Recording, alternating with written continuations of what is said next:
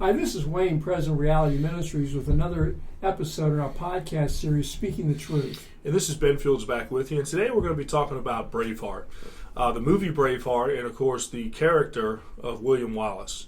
And so, Dad, I'll just have you start today and talk a little bit about the movie Braveheart. Yeah, obviously, Ben, we're going to go a little deeper than just Braveheart, the movie. Right. But what we want to, it's a starting point that many people can relate to. It was a very popular movie. It was a movie of the year 1995.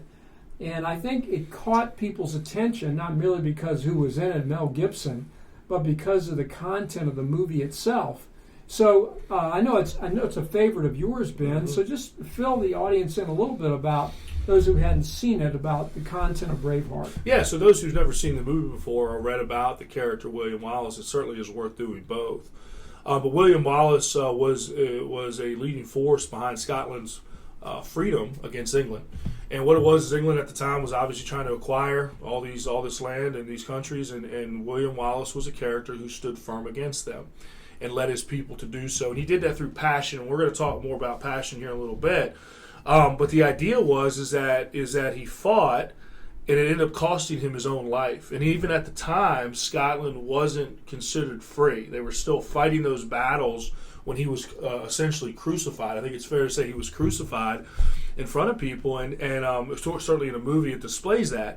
But one of the things about William Wallace is he died knowing that other people would have to continue to carry that torch, and they did. And years later, Scotland, in fact, did acquire their freedom from England.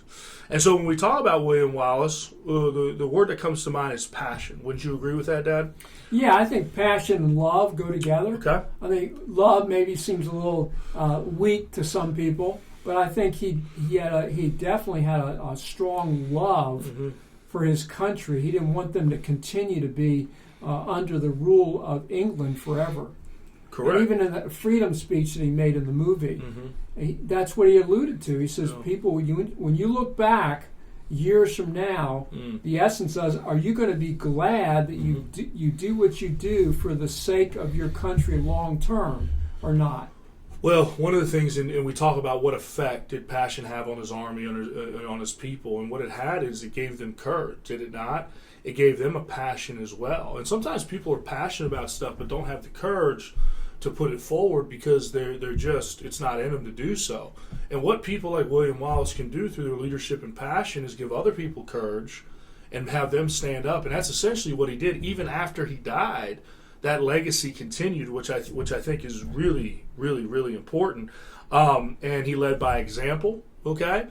He led by servanthood leadership, and a way you serve people is by giving them courage, by getting on the front lines with them and battling and things like that. And so when we look at William Wallace, again, we've talked about this in earlier podcasts too, about just the fact that courage is laying aside your own concern, right, for yourself, for the sake of other people, and that's essentially what he did, knowing that, hey, this is going to have long-term effects if we don't fight against this, and it's going to have long-term effects if we do, but if we do, at least we have a chance to be free, and that's exactly what took place. Well, I think too, Ben, for a cause greater than yourself. Yeah. And we see that, and you know, a lot of the issues we've talked about in this podcast series over the weeks have to do with some hard decisions that some people have to make, even in the Christian community. Yeah. And many are not willing to do it. And you wonder, what is it that... Do you love your nation? Do you love your family? Do you love them enough that you're willing to do whatever's necessary to protect them and to move forward for what's best in their interests long term? That's an important issue. No question. And again, with William Wallace specifically, he was an example of those things, obviously, right? Of just fighting against, and again, imagine you're fighting against England at the time, who was so powerful that, I mean, everyone just kind of laid down to him, is what it boiled down to, and we don't want to be there. So let me ask this question, Dad, as we look at examples, as obviously we look at examples in the Bible, is there examples in the Bible of people who were passionate? And what do they look like, and who are those people? Let's talk about some of those stories. Yeah, well, oddly enough, Ben, I think that's what we'll do in our next podcast. Okay. We'll look at what examples the Bible gives, and I think I'll just make this comment. Heroes that we see today did not start out with an idea of being a hero. William Wallace, he was concerned about his people.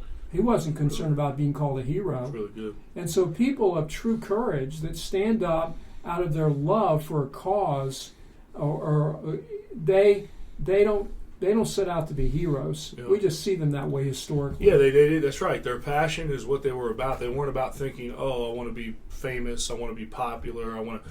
No. Real heroes that we view that way never thought that way. That's a great point. So we'll end it there today.